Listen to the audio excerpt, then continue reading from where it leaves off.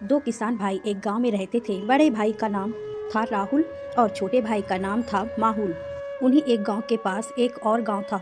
वहां के जमींदार की एक सुंदर बेटी थी माला। माहुल और माला एक दूसरे को पसंद करते थे। माहुल माला से विवाह करना चाहता था, लेकिन वह जानता था कि माला के पिता ऐसा नहीं होने देंगे।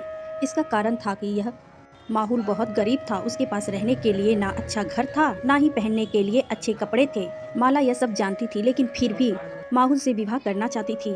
राहुल भी अपने छोटे भाई की सहायता करना चाहता था। बहुत सोचने पर उसे एक उपाय समझ में आया। उसने माहुल को कुछ कपड़े पहनने के लिए दिए। माहुल ने देखा कि जो कुर्ता उसके भैया ने दिया था उसमें कम से कम 10 तरह के कपड़े टुकड़े सिले हुए थे।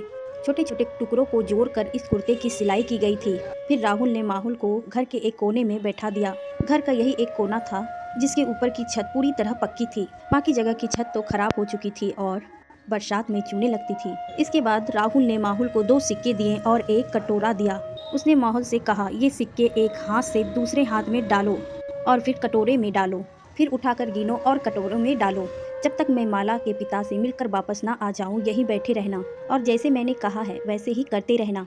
ठीक है भैया, माहौल बोला। राहुल माला के पिता के पास पहुंचा और उनसे कहा, मैं अपने भाई माहुल के साथ आपकी बेटी माला के विवाह के बारे में बात करना चाहती हूँ। माला के पिता बोले, क्या तुम्हारे भाई अमीर हैं? राहुल ने कहा, मैं सच कह रहा हूँ कि इस समय बैठकर वह सिक्के गिन रहा होगा। क्या उसके सिर पर पक्की छत है? माला के पिता ने पूछा।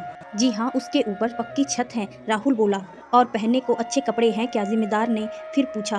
तब राहुल बोला, मैं बस इतना ही कह सकता हूँ कि उसके पास पहनने के लिए मुझसे ज़्यादा तरह के कपड़े हैं। जमींदार को विश्वास हो गया कि माहुल अमीर है, उसके पास रहने को अच्छा घर भी है और पहनने को अच्छे कपड़े भी हैं।